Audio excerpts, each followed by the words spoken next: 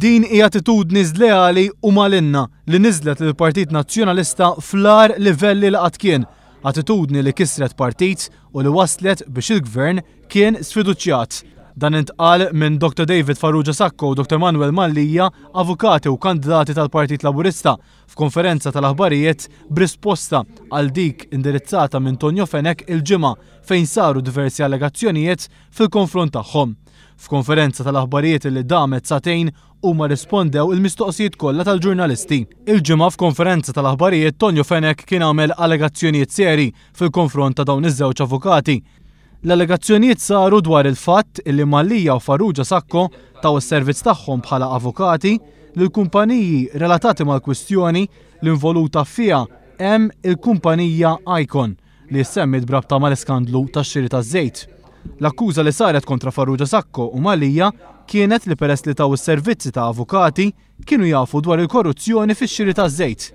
Quddiem il-ġurnalisti Manuel Mallija ddikjara li bħal ħafna ċittadini Maltin ma kienx jaf b'dan l-iskandlu qabel ħareġ fil-gazzetti.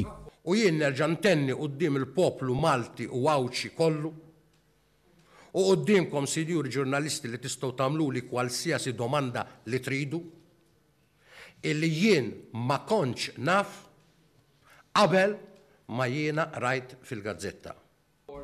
Qal ukoll li ser fittex kriminalment lil Paolo Borg Olivier bħala direttur tas-sit tal-aħbarijiet nazzjonalista Malta Right Now, illi wara l-konferenza tal-aħbarijiet ta' Tonio Fenech ħarġet tgħid li hu kien saħansitra involut fl-iskandlu taż-żejt. Jiġifieri daw minn avukat jien li ma kellux jaqsam xejn tixjih taż-żejt, illi assolutament qatt ma ġie diskuss daw l-affarijiet dak iż-żmien qed jippruvaw iħammġuni, qed jippruvaw juru lill-poplu hemm barra li jien kelli x'naqsam ma' dan l-iskandlu. U jiena ngħid li meta nara li l-Partit Nazzjonalista jinżel f'dan il-livell tant baxx, jiena ngħid mhux tab xejn li daw kissru lill-Partit Nazzjonalista u kissru anke lill-Gvern. Min-naħa tiegħu David Farrugia Sacco ċaħad b'qawwa l-allegazzjoni ta' Tonio Fenech illi huwa kien qiegħed jikdeb. Farrugia Sacco qal li l-Ministru Fenech ipprova jasal għal punt illi jgħid li huwa jew ħuh kellhom informazzjoni dwar l-iskandlu taż-żejt u li għaddewha lill-Partit Laburista, xi ħaġa li kienet miċħuda b'mod kategoriku. Jiena jew hija jew xi ħadd li jaħdem l-uffiċċju tagħna għaddiex informazzjoni lill-Partit Laburista.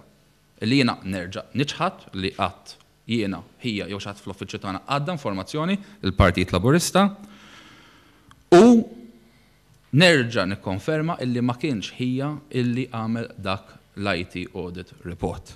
L-avukat Mallija temm jgħid lill-Ministru Tonio Fenech aħjar jibqa' accountant milli jipprova jagħmel ix-xogħol tal-avukati.